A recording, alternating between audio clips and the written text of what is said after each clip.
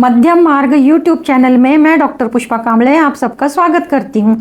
आज मैं आपको डॉक्टर B.R. अम्बेडकर बाबा साहब की जीवन यात्रा में अमेरिका और पाश्चात्य जगत में सबको समानता का अधिकार प्राप्त था।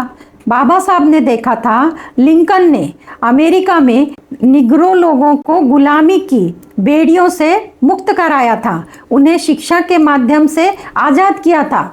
बाबा साहब भारत की जनता को समाज की कुरीतियों से मुक्ति दिलाना चाहते थे। समाज सुधार के क्षेत्र में महान समाज सुधारक महात्मा ज्योतिबा फुले को अपना गुरु मानते थे। महात्मा ज्योतिबा फुले कौन थे? ऐसी कौन सी घटना हो गई सन 1920 में? पढ़ाई के लिए लंदन जाने से पहले ही बाबा साहब को समाज सुधारक की प्रक्रिया में भाग लेना पड़ा। कोल्हापुर के महाराजा के नेतृत्व में आयोजित सम्मेलन में क्या निर्णय लिए गए थे, इन सब विषयों के बारे में जानेंगे। पिछली वीडियो में जाना था अमेरिका से स्वदेश में आने के बाद का जीवन संघर्षमय था। नौकरी, रहने की समस्या, भोजन की समस्या और अछूत होने की समस्या का सामना करना पड़ा। किसी भी प्रकार की नौकरी पाने के लिए मुश्किल से मुश्किल समस्या का सामना करना पड़ा था। फौजी सलाहकार अस्थायी पद पर काम किया। किस प्रकार सिडनेहम कॉलेज में अर्थशास्त्र के प्राध्यापक नियुक्त हुए, इन सभी विषयों को पिछली वीडियो में जाना था। आज शुरू करते हैं डॉक्टर बाबा साहब की जीवन यात्रा। प्रश्न उत्तर के माध्यम से पहला प्रश्न, क्या डॉक्टर बाबा साहब बचपन से ही स्वावलंबी बनकर घर के कामकाज में मदद करना चाहते थे? उत्तर, बाबा साहब के बचपन से ही इच्छा थी कि वे अपने पैरों पर खड़े हो और अपने पिता के ऊपर बोझ न बने। बाबा साहब ने बचपन में, उनका परिवार सतारा में रहता था, तो एक बार उन्होंने सतारा स्टेशन पर कुली का काम भी किया था। एक बार उनकी इच्छा हुई कि मुंबई पहुंचकर मिल में मजदूरी का काम करें। अपने इस उद्देश्य को पूरा करने के लिए उन्होंने अपनी बुआ मीराबाई की पैसे की थैली भी चुराई थी, परंतु उससे उन्हें सिर्फ एक आधा आना ही मिल पाया था। इस प्रकार उनका मिल मजदूर बनने का सपना पूरा नहीं हो पाया। प्रश्न दूसरा, क्या जात पात, शूद्र अशूद्र की विषमता भारतीय समाज में पहले से देखी गई थी? उत्तर, यह व्यवस्था बड़ी पुरानी है और इसे बुद्ध के जीवन काल में भी देखा गया था। बुद्ध के जीवन काल की घटना से अधिक स्पष्ट होगा। जब राजकुमार सिद्धार्थ एक भिक्षुक के रूप में हठ योग की साधना करते थे, अपने शरीर को अपार कष्ट दे रहे थे, तो वे मूर्छित होकर गिर पड़े। एक गडरिया का लड़का उधर से जा रहा था। उसने गाय के थन से दूध की धारा सीधे भिक्षुक सिद्धार्थ के मुंह में भेजी, जिससे उनकी चेतना वापस आई। जब भिक्षुक सिद्धार्थ थोड़ा होश संभाला तो उस लड़के से एक लोटा दूध मांगा, लेकिन उस लड़के ने यह कहकर दूध देने से मना कर दिया कि वह शूद्र पुत्र था। इसके बाद भिक्षुक सिद्धार्थ ने उसे समझाया कि जन्म से ना तो कोई ब्राह्मण होता है और ना ही कोई शूद्र होता है। सबके खून का रंग लाल होता है। जन्म से ना तो कोई अपने माथे पर तिलक लगाकर आता है कि वह ब्राह्मण है या शूद्र है। सत्कर्म करने वाला व्यक्ति को ब्राह्मण कहा जाता है और दुष्ट कर्म करने वाले व्यक्ति को शूद्र कहा जाता है। यह उत्तर सुनकर बालक बहुत संतुष्ट हुआ और उसने लोटा भर दूध भिक्षुक सिद्धार्थ को पीने के लिए दे दिया। प्रश्न तीसरा, डॉक्टर बाबा साहब समाज की कुरीतियों को देखकर क्या सोचते थे और क्या चाहते थे? उत्तर, डॉक्टर बाबा साहब की सोच थी कि समाज में विद्यमान कुरीतियां हिंदू समाज को पीछे ढकेल रही हैं। वे इन कुरीतियों को दूर करना चाहते थे। उन्होंने अपनी आंखों से अमेरिका और पाश्चात्य जगत में देखा था कि किस प्रकार वहाँ सबको समानता का अधिकार प्राप्त था। उन्होंने देखा था कि किस प्रकार लिंकन ने अमेरिका में निग्रो लोगों को उनकी गुलामी की बेड़ियां तोड़ी थी। उन्हें बुकर की वॉशिंगटन अफ्रीका अमेरिकी शिक्षाविद, लेखक और वक्ता से भी बहुत प्रेरणा मिली थी। डॉक्टर बाबा साहब समाज सुधारक का बीड़ा विद्यार्थी काल में ही उठाना चाहते थे, परंतु उन्होंने निर्णय लिया कि वे अपनी पढ़ाई पूरी कर ले और बाद में समाज सेवा के कार्य में लग जाए। सन 1920 में लंदन जाने से पहले ही कुछ ऐसी घटना हो गई जिसके कारण उन्हें समाज सेवा के क्षेत्र में भाग लेना पड़ा। समाज सुधार के क्षेत्र में डॉक्टर बाबा साहब महाराष्ट्र के महान समाज सुधारक महात्मा ज्योतिबा फुले को अपना गुरु मानते थे। डॉक्टर बाबा साहब के हृदय में इस महात्मा के प्रति अपार श्रद्धा थी। डॉक्टर बाबा साहब ने अपनी एक पुस्तक शूद्र कौन थे, यह पुस्तक महात्मा फुले इनको समर्पित की थी। यह समर्पण उनकी श्रद्धा और भक्ति दर्शाता है। महात्मा ज्योतिबा फुले महाराष्ट्र के रहने वाले थे और एक माली के पुत्र थे। इस प्रकार वे भी एक शूद्र के श्रेणी में आते थे।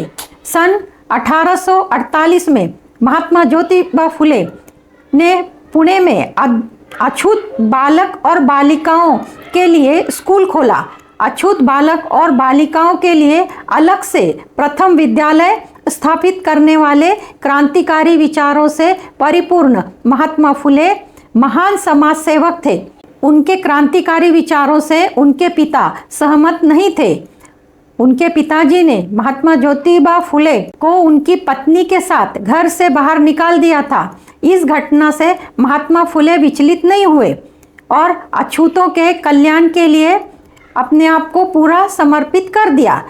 सन 1920 में कोल्हापुर राज्य की बागडोर छत्रपति शाहू महाराज के हाथ में थी। वे तन मन धन से दलितों के उद्धारक थे। वे बहुत ही प्रगतिशील विचार वाले व्यक्ति थे और वे महात्मा ज्योतिबा फुले इनके विचारों से बहुत प्रभावित भी हुए थे। कोल्हापुर राज्य के छत्रपति शाहू महाराज समाज के दलित वर्गों को ऊपर लाने के लिए पूरी कोशिश की थी।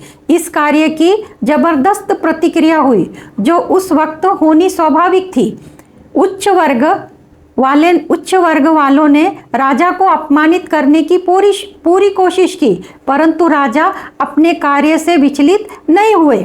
डॉक्टर बाबा साहब अम्बेडकर छत्रपति शाहू महाराज के इन प्रयत्नों से प्रभावित हुए थे। सन 1919 में बाबा साहब और महाराजा का साक्षात्कार हुआ।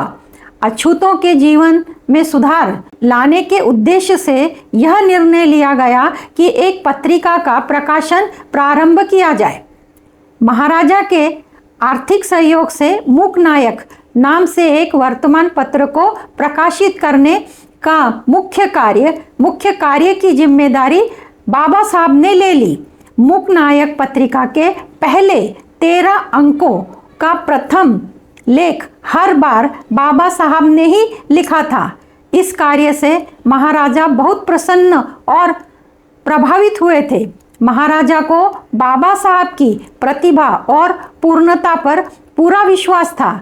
सन 1920 में बाबा साहब की अध्यक्षता में कोल्हापुर में आयोजित एक परिषद में महाराजा ने घोषणा की थी कि बाबा साहब के रूप में अछूतों को उनका मसीहा मिल गया। उन्होंने यह भी भविष्यवाणी की थी कि एक दिन बाबा साहब दलितों के सर्वश्रेष्ठ नेता के रूप में गगन में चमकेंगे। महाराजा की यह घोषणा एक दिन हकीकत में सही सिद्ध हुई। कोल्हापुर के महाराजा के नेतृत्व में आयोजित सम्मेलन में महत्वपूर्ण निर्णय लिए गए।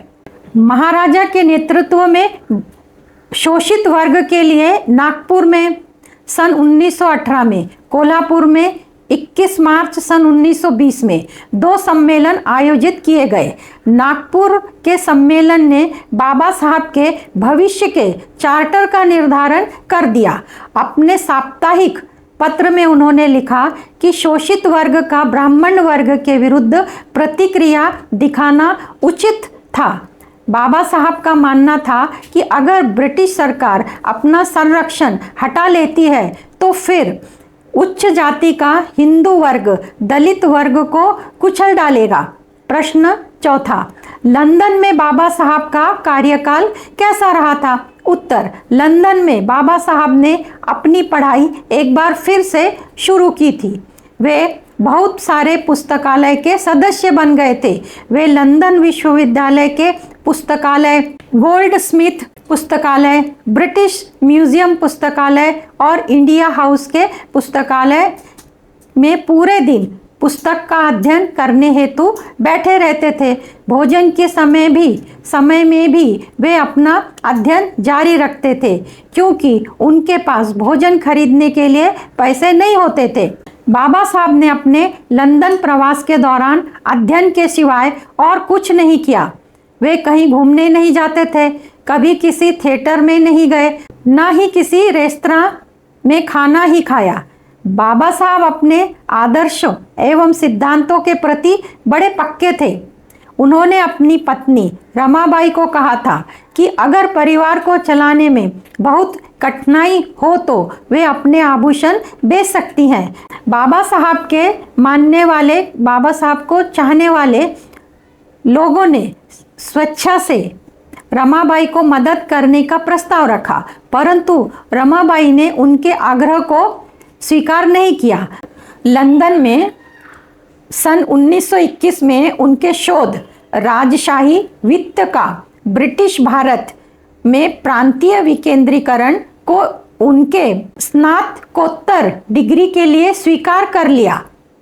लंदन की उच्च शिक्षा के बाद सन 1922 और 23 में बाबा साहब ने बॉन विश्वविद्यालय जर्मनी में कुछ महीने अर्थशास्त्र के अध्ययन के लिए बिताए। मार्च सन 1923 में बाबा साहब ने अपनी शोध रुपए की समस्या, इसका स्रोत और हल को अर्थशास्त्र में डॉक्टरेट की डिग्री के लिए दाखिल किया। बाद में यह शोध दिसंबर सन 1923 में लंदन में प्रकाशित हुआ। इस पुस्तक की प्रस्तावना प्रोफेसर कन्नान ने लिखी थी।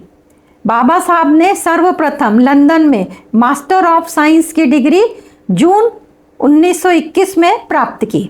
बाबा साहब ने अगले वर्ष अपनी प्रसिद्ध शोध रुपए की समस्या लंदन विश्वविद्यालय में जमा की। शोध के लिए उन्हें मुंबई आने पर डॉक्टरेट ऑफ साइंस की डिग्री मिल गई। इन सारी उपाधियों को प्राप्त कर बाबा साहब अप्रैल सन 1923 में भारत लौट आए। डॉक्टर बाबा साहब की जीवन यात्रा में आज इतना ही।